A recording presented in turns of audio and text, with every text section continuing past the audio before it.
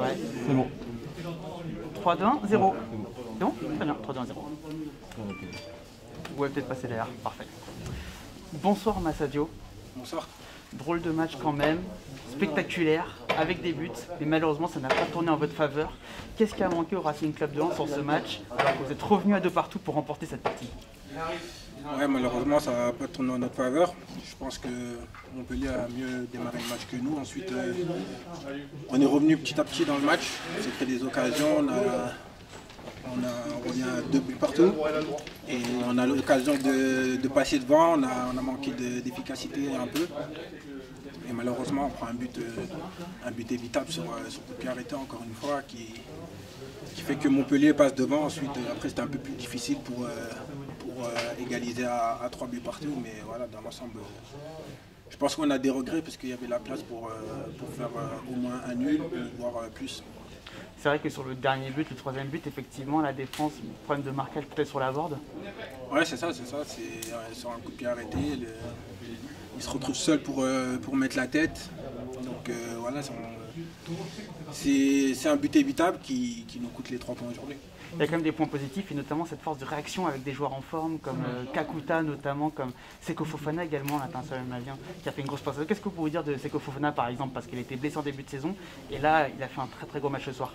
Ouais, il monte en puissance depuis quelques matchs. Il fallait lui laisser le temps de retrouver le rythme, parce que malheureusement il n'a pas pu commencer le début de saison avec nous dû à sa blessure.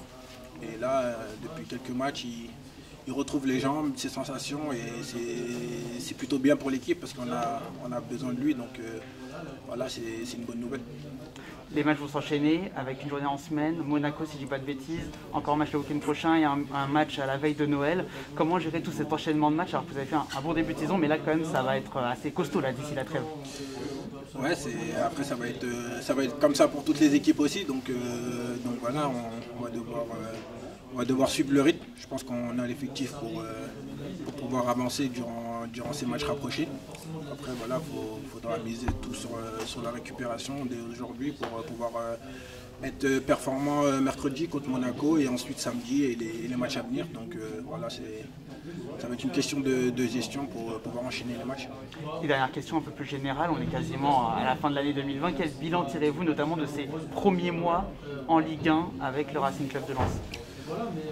Je pense qu'on a fait de bonnes choses. Après, voilà, le championnat ne s'arrête pas en janvier ou en décembre. Donc voilà, le but premier, c'est de maintenir le club en Ligue 1.